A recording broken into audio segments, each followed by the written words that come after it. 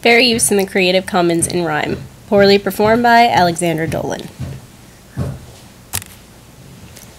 Fair use is a check and a balance on the powers given to the owners of a work that has a copyright. Derived from the protections afforded by the First Amendment, we can quote and we can cite. If we did not have fair use, the copyright owner's control would be absolute.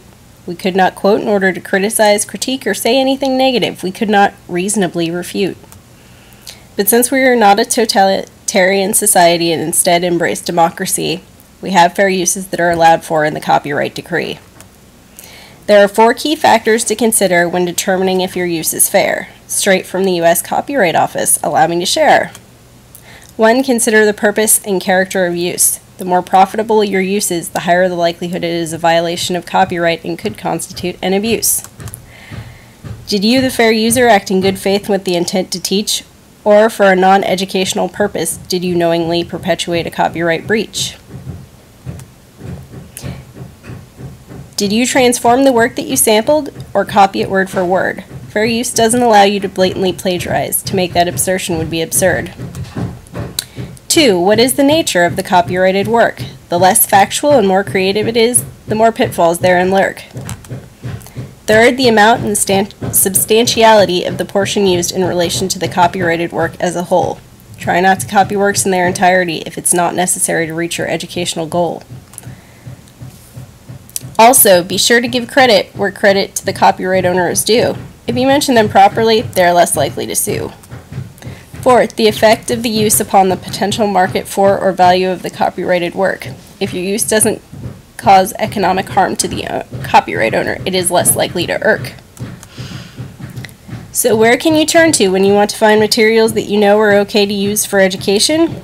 One resource that gives us guidance is creativecommons.org, a not-for-profit corporation. Creative Commons helps to refine permissions and provide copyright elucidation. By making different licenses available, they hope to encourage a shared culture and collaboration. The licenses include from 1 to 4 conditions: non-derivative works, non-commercial, share alike, and attribution. The freest license available is the one called attribution. This license lets others distribute, remix, tweak, and build upon the work, even commercially, as long as they credit the source for the original creation. A most liberal solution.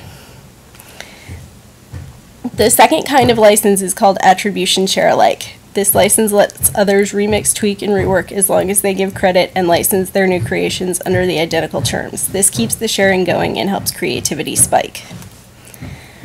The third type of license is attribution no derivatives. You can copy without fear as long as leaving the work unretouched and whole is one of your primary motives.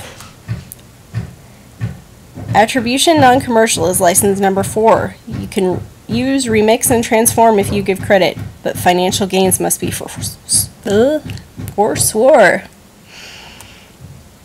Attribution non-commercial share alike is license number 5. You can use it and you can tweak it for non-commercial purposes if you also agree to keep the sharing alive.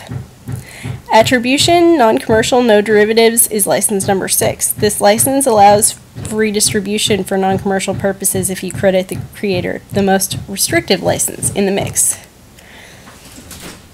Go to http://searchcreativecommons.org to find materials that you are looking for. They have lots of materials to choose from, all you could want and more.